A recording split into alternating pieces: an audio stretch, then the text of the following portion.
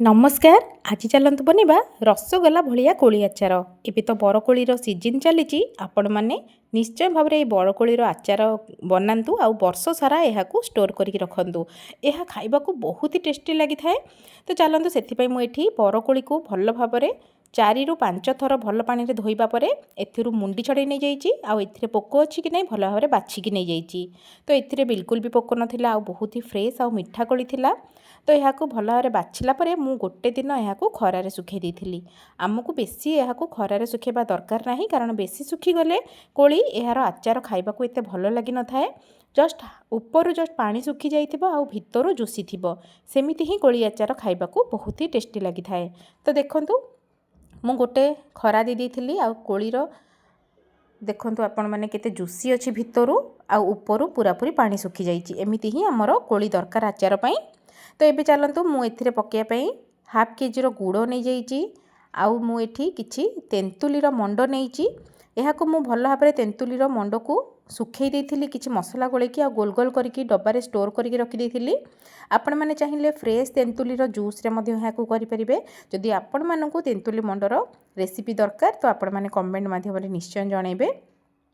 ତ ଦେଖନ୍ତୁ, ମୁଁ ଏଠି ତେନ୍ତୁଲି ମଣ୍ଡ ନେଇଛି ଆଉ କିଛି ମସଲା ନେଇଛି, ଯେମିତିକି ଶୁଖିଲା ଲଙ୍କା, ମେଥି, ଜୁଆଣି, ପାନମଧୁରୀ ଆଉ କିଛି ଜିରା, ଧଳା ସୋରିଷ ଆଉ କିଛି କଳା ସୋରିଷ। ଆପଣମାନେ ଚାହିଁଲେ ମସଲାର କ୍ୱାଣ୍ଟିଟି କମ୍ ବେଶୀ କରିପାରିବେ, ଶୁଖିଲା ଲଙ୍କାର କ୍ୱାଣ୍ଟିଟି ମଧ୍ୟ କମ୍ ବେଶୀ କରିପାରିବେ। ଏହାକୁ ଆମେ ଲୋ ଫ୍ଲେମ୍ରେ ଗୋଟେ କଡ଼େଇରେ ପକାଇକି ହାଲକା ହାଲକା ଆରୋମା ଆସିବା ଯାଏ ଆମେ ଏହାକୁ ଭାଜି ନେବା।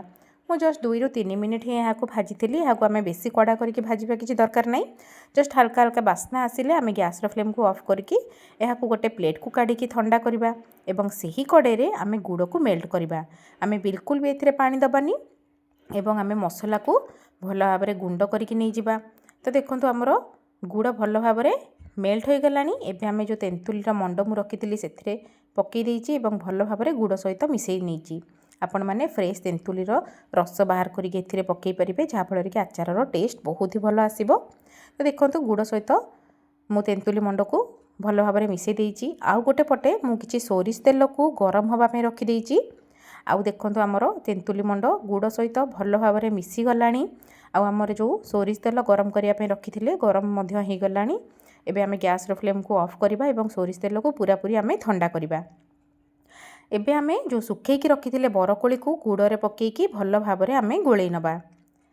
ଏଥିରେ ମୁଁ 2 ଚାମଚ ଲୁଣ ଦେଇଥିଲି, କାରଣ ମୁଁ କୋଳିରେ ଲୁଣ ପକାଇ ନଥିଲି, ସେଥିପାଇଁ ମୁଁ ଆଚାରରେ ଲୁଣ ପକାଇ ଦେଇଛି। ଆପଣମାନେ ଯଦି କୋଳିରେ ଲୁଣ ପକାଇକି ଶୁଖାଇବେ ତାହେଲେ ଆଚାରରେ ଲୁଣ ପକାଇବା କିଛି ଦରକାର ନାହିଁ, କାରଣ କୋଳିରେ ଯଦି ଆମେ ଲୁଣ ପକାଇଦେବା ତାହେଲେ ଏଥିରୁ ପାଣି ବାହାରିଥାଏ ଏବଂ ଶୁଖିବାକୁ ଟାଇମ୍ ଲାଗିଥାଏ। 3ରୁ 4 ଦିନ ହିଁ ଲାଗିଯାଇଥାଏ ଶୁଖିବା ପାଇଁ। ସେଥିପାଇଁ ମୁଁ ଇନଷ୍ଟାଣ୍ଟ ବନେଇବା ପାଇଁ ଏଥିରେ ଲୁଣ ପକାଇ ନଥିଲି। ତ ସେଥିପାଇଁ ମୁଁ ଆଚାରରେ ଲୁଣ ପକାଇ ଦେଇଥିଲି। ତ ଆପଣମାନେ ଯଦି କୋଳି ଶୁଖାଇଲା ବେଳେ ଲୁଣ ପକାଇବେ 3-4 ଦିନ ଏହାକୁ ଶୁଖିବାକୁ ଲାଗିଯିବ ଭଲ ଭାବରେ ଶୁଖିବା ପାଇଁ।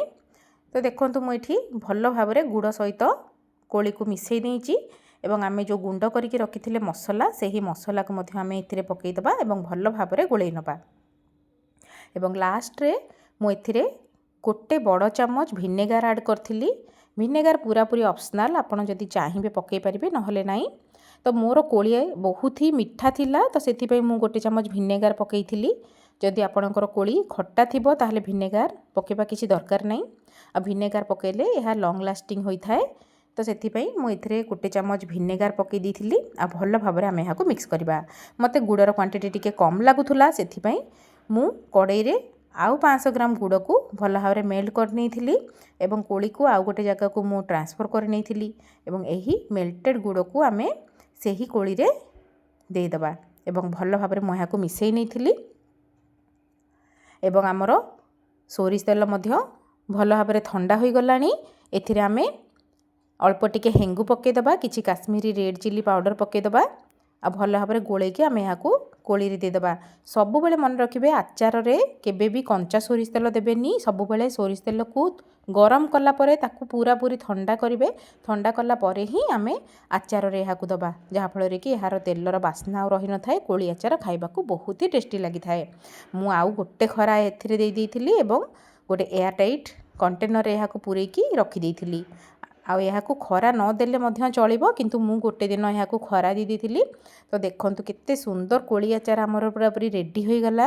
ଏହାକୁ ମୁଁ କାଚ ଜାରରେ ପୂରେଇକି ବର୍ଷେ ପାଇଁ ଷ୍ଟୋର୍ କରିକି ରଖିଦେଲି। ଆପଣମାନେ କୋଳି ସିଜିନ୍ ସରିବା ପୂର୍ବରୁ ନିଶ୍ଚୟ ଭାବରେ ବରକୋଳିର ଆଚାର ବନାନ୍ତୁ। ଆଉ ବରକୋଳି ଆଚାର ଦେଖିକି କାହା ପାଟିରୁ ଲାଳ ଗଡ଼ୁଛି ଆପଣମାନେ ନିଶ୍ଚୟ ଭାବରେ କମେଣ୍ଟରେ ଜଣାଇବେ। ଆଉ ଯଦି ମୋ ରେସିପି ଆପଣମାନଙ୍କୁ ପସନ୍ଦ ଆସିଥିବ ଗୋଟେ ଲାଇକ୍ ଆଉ ସବସ୍କ୍ରାଇବ୍ ନିଶ୍ଚୟ ଭାବରେ କରିବେ। ଜୟ ଜଗନ୍ନାଥ।